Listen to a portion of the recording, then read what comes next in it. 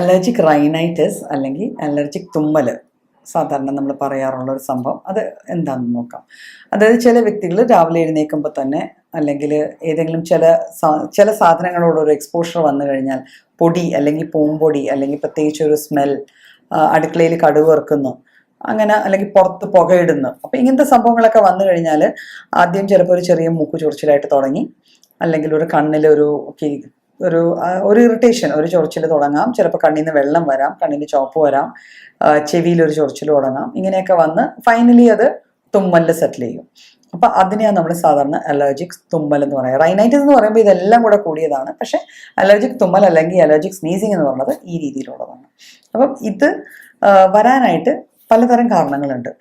Generally allergic sneezing ഉള്ള ഒരാൾക്ക് അവരുടെ ഇമ്മ്യൂണോളജിക്കൽ റെസ്പോൺസ്, അവരുടെ ബ്ലഡിൽ നോക്കിക്കഴിഞ്ഞാൽ നമുക്ക് അറിയാൻ പറ്റും അവർക്കൊരു ഒരു സംഭവത്തിനോട് അല്ലെങ്കിൽ ആ ഒരു അലർജൻ എന്താണോ അവർക്ക് അലർജി കോസ് ചെയ്യണം, ആ ഒരു സാധനത്തിനോട് ഒരു പ്രത്യേകതരം റിയാക്ഷൻ ആയിരിക്കും അവരുടെ ബോഡി എടുക്കുക. ആ റിയാക്ഷൻ്റെ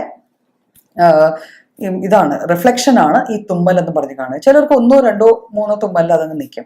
ചിലർ അങ്ങനെയല്ല, ഒരു 10-20 തുമ്മൽ കഴിഞ്ഞാലേ അത് നിൽക്കത്തുള്ളൂ. ചിലർ തുമ്മി ഫൈനലി അത് ചുമയായി മാറി, ബ്രോങ്കൈറ്റിസ് ആയി മാറി, പിന്നെ വീസിങ് ആയി മാറാറുണ്ട്. അപ്പം ഈ രീതിയിലാണ് അലർജിക് തുമ്മലിൻ്റെ പ്രോഗ്രഷൻ അല്ലെങ്കിൽ കൂടുക എന്ന് പറയുക. അപ്പം ഇതിൻ്റെ റീസൺസ് പലപ്പോഴും ചെറിയൊരു സംഭവം ഞാൻ ഓൾറെഡി പറഞ്ഞു, ഇതിനൊരു ജനറ്റിക് ഫാക്ടർ ഉണ്ട്. നമ്മുടെ പേരൻസിന് അല്ലെങ്കിൽ നമ്മുടെ റിലേറ്റീവ്സിന് ആർക്കെങ്കിലും ഇതുണ്ടെങ്കിൽ നമുക്കത് കിട്ടാനുള്ള സാധ്യത കൂടുതലുണ്ട്. പിന്നെ നമ്മൾ ഏതെങ്കിലും ഒരു മരുന്ന് ഉപയോഗിക്കുകയോ ആ രീതിയിൽ എന്തെങ്കിലും ഒരു കെമിക്കൽ ഏജൻറ്റ് എടുക്കുകയോ ചെയ്തിട്ടുണ്ട്, അതിൻ്റെ ആഫ്റ്റർ ഇഫക്റ്റ് ആയിട്ട് നമുക്ക് ഈ ഒരു സ്നീസിങ് ഉണ്ടാവാം, അലർജിക് സ്നീസിങ് ഉണ്ടാവാം. അലർജിക് സ്നീസിങ്ങിൻ്റെ പ്രത്യേകത, നമ്മൾ എപ്പോഴൊക്കെയാണോ ആ ടൈപ്പ് ഓഫ് ഏജൻറ്റിനോട് നമുക്കൊരു എക്സ്പോഷർ വരിക അല്ലെങ്കിൽ അതിനോട് സാമ്യമായ ഒരു ഏജൻറ്റിനോട് എക്സ്പോഷർ വരിക, അപ്പോഴൊക്കെ നമുക്ക് ഈ അലർജിക് സ്നീസിങ് അല്ലെങ്കിൽ അലർജിക് തുമ്മലുണ്ടാവും. ഇതിൻ്റെ കൂട്ടത്തിൽ തന്നെ ചിലപ്പോൾ നമുക്ക് വല്ലാണ്ട് മൂക്കൊലിപ്പോ, മൂക്കിൽ നിന്ന് വെള്ളം വരികയോ വല്ലാണ്ട് വെള്ളം വരികയോ ചെയ്യും.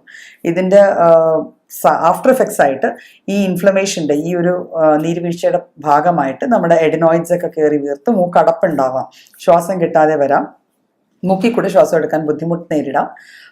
സൈനസിസ്, നമ്മുടെ എയർ സൈനസസ് ഉള്ളതിൽ ഈ ഇൻഫ്ലമേഷൻ ചെന്നിട്ട് അവിടെയും കഫം കെട്ടി തലവേദനയോ ഈ ചെവി വേദനയോ ഇങ്ങനത്തെ ഈ രീതിയിൽ നമ്മുടെ ഈ ഹെഡ് ആൻഡ് നെക്ക് ഭാഗത്തൊക്കെ ടോട്ടലി ഒരു കൺജഷനും പെയിനും ബുദ്ധിമുട്ടുകളും ഒക്കെ വന്നു ചേരാം. ഇതൊക്കെ അലർജിക് സ്നീസിങ്ങിൻ്റെ ഭാഗങ്ങളാണ്. ഇപ്പം എങ്ങനെയാണ് നമുക്ക് അലർജിക് സ്നീസിങ് കോമ്പാറ്റ് ചെയ്യാൻ പറ്റുക? അലർജിക് സ്നീസിങ് ഒരു ബ്ലഡ് റിലേറ്റഡ് ഇഷ്യൂ ആയതുകൊണ്ട് നാച്ചുറലി നമുക്ക് ഇതിന് മെഡിക്കേഷൻസിന് ഒരു പ്രൈം ഇമ്പോർട്ടൻസ് ഉണ്ട്.